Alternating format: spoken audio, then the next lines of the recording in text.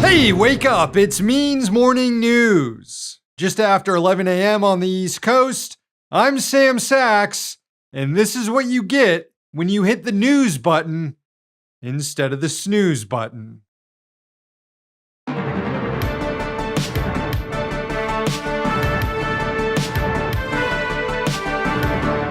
And we begin in Washington, where the U.S. president is now using his trade wars to protect Israel. Trump imposed new baseline tariffs on countries all over the world as the deadline to strike new trade agreements passed on Friday. The tariffs range between 15% and 40% and will take effect on August 7th. Canada is getting hit especially hard. Trump had previously threatened a 25% general tariff against the neighbor to the north, but on Thursday it was increased to 35% and set to take immediate effect. The increased penalties likely stem from Canada's decision to recognize a Palestinian state should certain conditions be met. Israel's genocide in Gaza has encouraged a number of Western nations, including the UK and France, to inch closer to Palestinian statehood recognition, Canada being the latest country to pursue it. But Trump lashed out after the announcement. He posted on his social media site, quote, "Wow, Canada has just announced that it is backing statehood for Palestine. That will make it very hard for us to make a trade deal with them. Oh, Canada." Then shortly after, the White House announced the new 35% tariff. Meanwhile, in Gaza, 2 members of the Trump administration were dispatched to an aid distribution site to investigate the man-made starvation crisis caused by Israel. White House envoy and real estate developer Steve Witkoff and U.S. Ambassador to Israel Mike Huckabee, a man who doesn't actually believe Palestinians should exist, made the visit to one of the Gaza Humanitarian Foundation's distribution sites south of Rafah. Over 1,000 Palestinians have been massacred at GHF distribution sites over the last few months. So what should we expect from Witkoff and Huckabee's visit to the death trap? Not much. This is in all likelihood a public relations stunt that will end with the 2 men certifying the operations at GHF sites as A-OK. Even as Human Rights Watch releases a report calling the attacks at these sites war crimes. It reads, quote, "Mass casualty incidents have taken place on a near daily basis at or near the 4 sites operated by the Gaza Humanitarian Foundation, which operates in coordination with the Israeli military. The dire humanitarian situation is a direct result of Israel's use of starvation of civilians as a weapon of war, a war crime, as well as Israel's continued intentional deprivation of aid and basic services, ongoing actions that amount to the crime against humanity of extermination and acts of genocide." As Witkoff and Huckabee were visiting one GHF site in Rafah, there was news of more aid seekers killed and injured in Israeli attacks near Khan Yunis.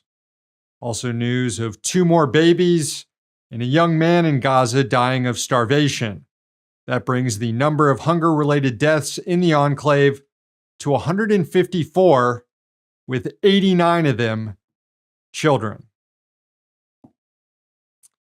Next up, a new report out of the U.S. Senate attempts to calculate the damages caused by Elon Musk's Doge team during just the few months it was allowed to ransack the federal government.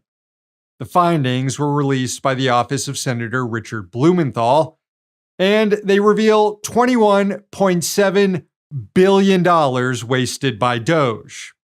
The bulk of it comes from the fact that over 300,000 government workers are being paid to do nothing. These are individuals who accepted the deferred resignation program or who have been put on extended administrative leave as part of Doge's efforts to dramatically downsize government employment. Also included in the waste over $100 million in food and medical supplies allowed to spoil in warehouses instead of being distributed to people in need around the world, over $155 million in wasted time costs by requiring government workers to send in weekly accomplishments to the Office of Personnel Management. That was another dumb idea implemented by Musk. Hundreds of millions of dollars in lost fees to the government due to canceled loans out of the Department of Energy, and tens of millions of dollars in sunk costs on unrecoverable investments at the National Institutes of Health. In addition to the $21 billion identified, the Senate report also points to indirect waste caused by Doge, all the money sunk into lawsuits defending Doge's illegal actions, hours of lost work inside the federal bureaucracy due to stress, uncertainty, and disruption, and the stifling of innovation through the canceling of grants and other interferences in federal financing.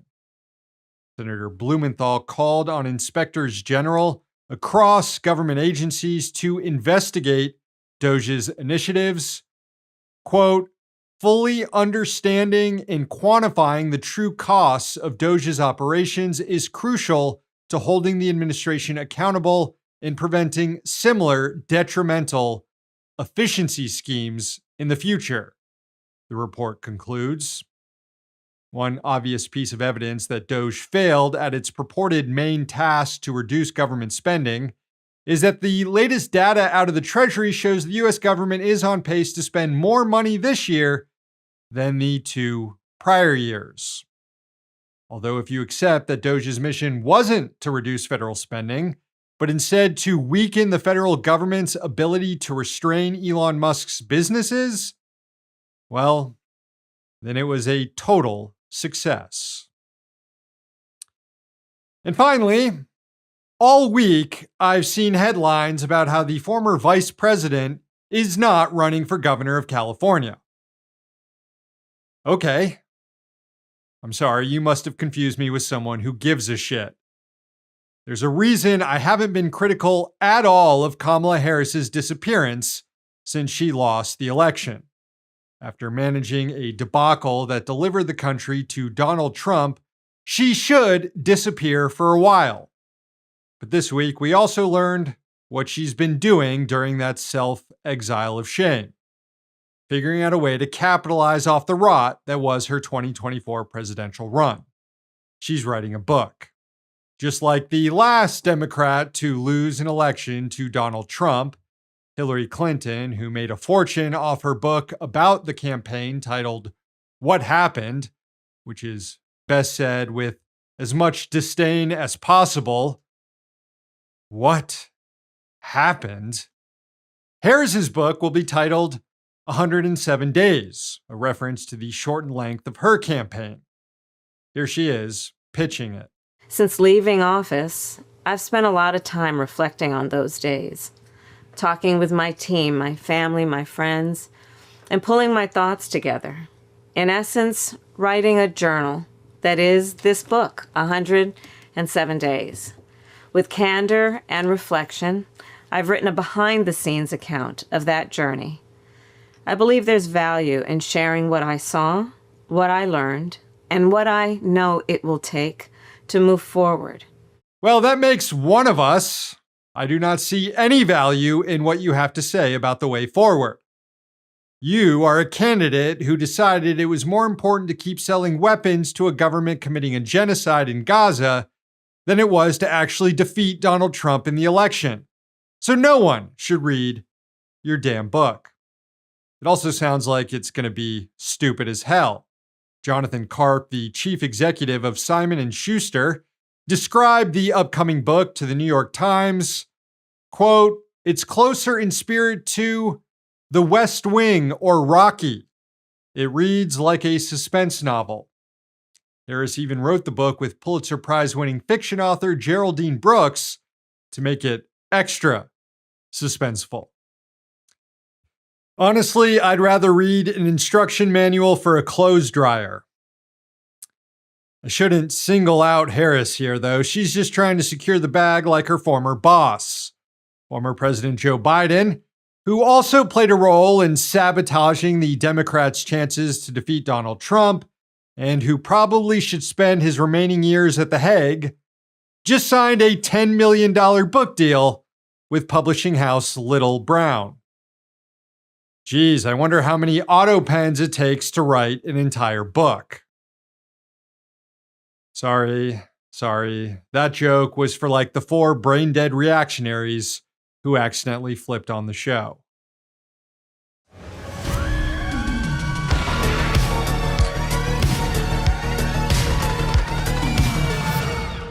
The future of radio astronomy is under threat from Elon Musk. A new study found that Starlink internet satellites are substantially interfering with ground-based research into the cosmos.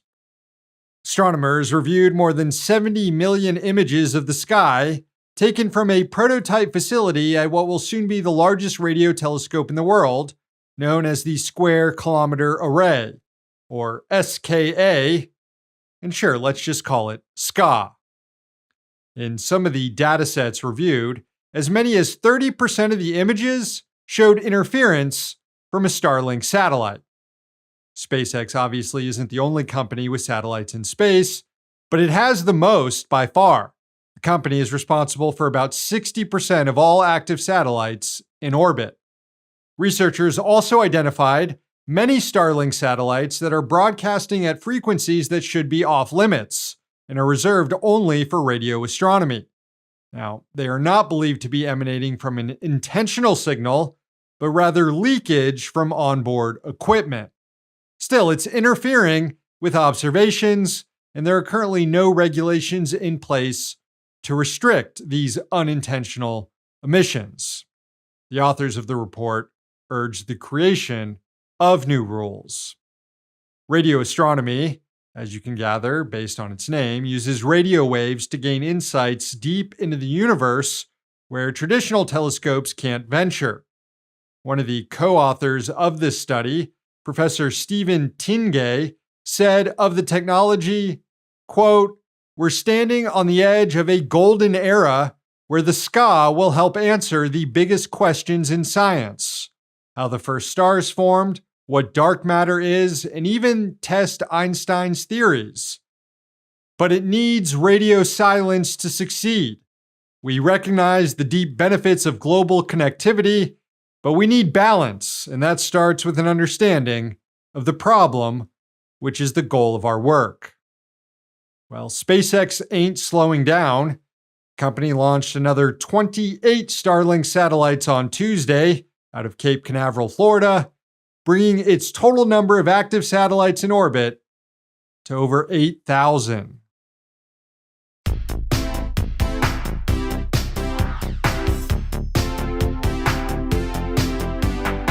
Friends, one last bit of work to do before we can call it a wrap and start drinking.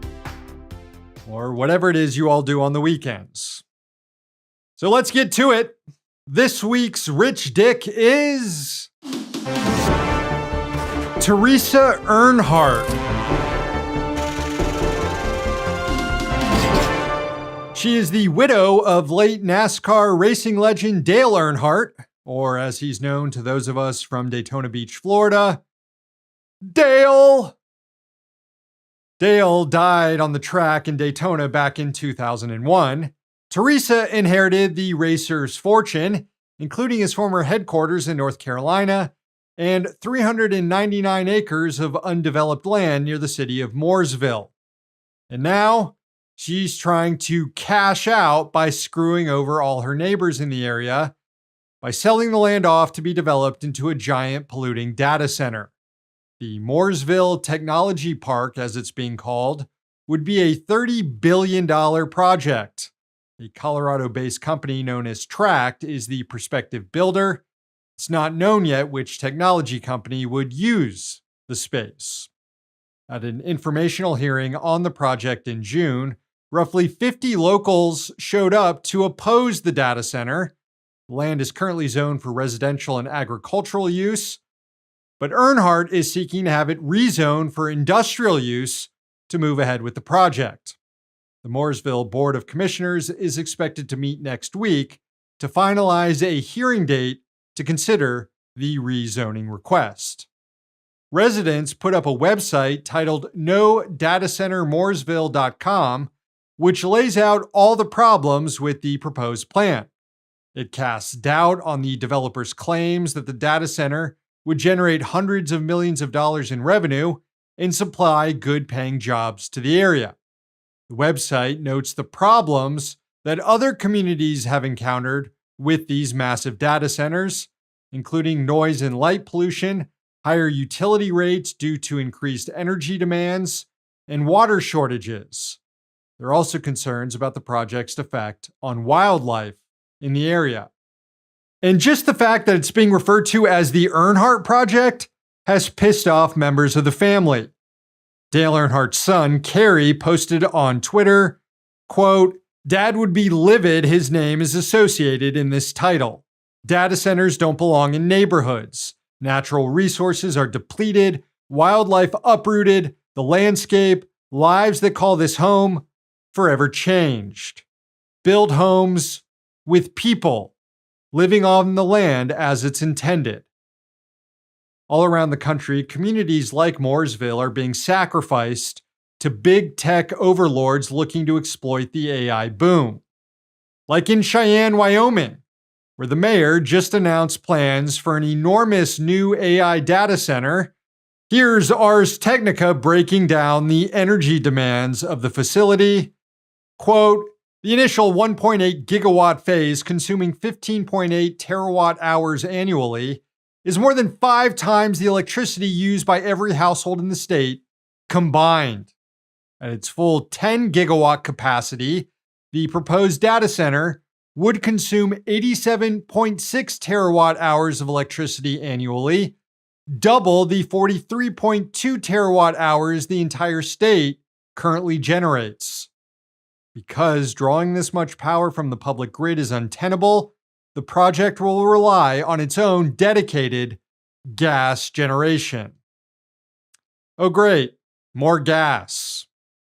So when nations need to be diminishing their reliance on fossil fuels to limit global warming, the state of Wyoming may actually be doubling its gas energy production just to power one, I repeat, one computer farm. That's going to increase pollution and utility rates for everyone in the state. And it's precisely why the residents of Mooresville, North Carolina, ought to be skeptical of similar plans for their city. The only resident who will benefit from this is Teresa Earnhardt, this week's Rich Dick.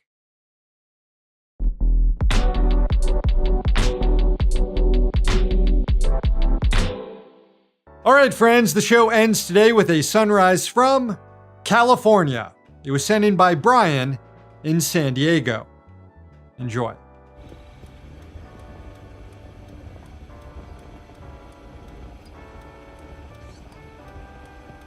Thank you, Brian. That's the show. Thanks for watching, and thanks to the team behind the scenes. Find more MMN at means.tv. We also have a YouTube and podcast channel, and you can find us on Twitter, Instagram, and on Blue Sky. One day capitalism will fall. Until then, we'll be right here. See you next week.